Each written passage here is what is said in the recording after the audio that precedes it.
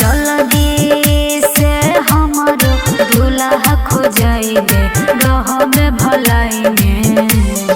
मनो नहीं लागो छै पढ़ाई में मम्मी शादी को देगे जुलाई में।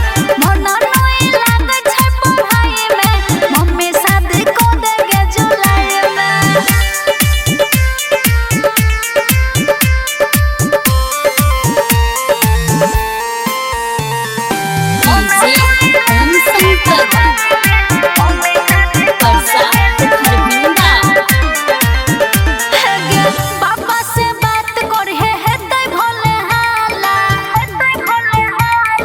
कुछो नए कहतै गे टोला मुहल्ला।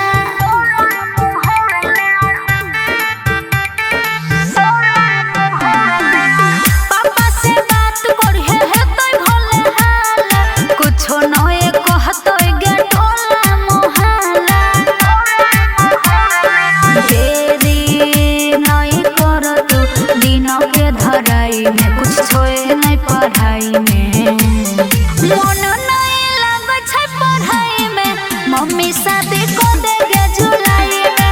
मन नहीं लागो छै पढ़ाई में मम्मी शादी को देगे जुलाई में। बुझले मम्मी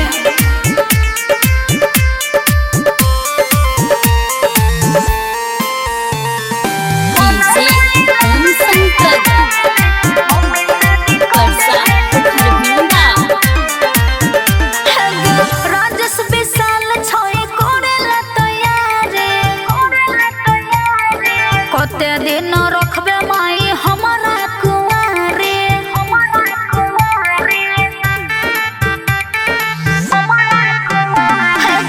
गुड्डू राजीव छै करेला तैयारी।